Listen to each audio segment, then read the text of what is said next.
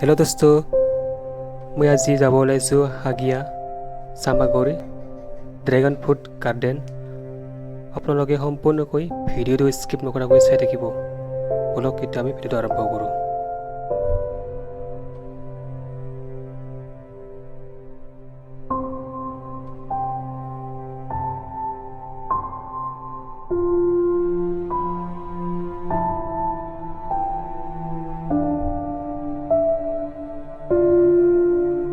Hello' দোস্ত, মই এতিয়া আহি পালোঁ চামাগুৰি আগিয়া।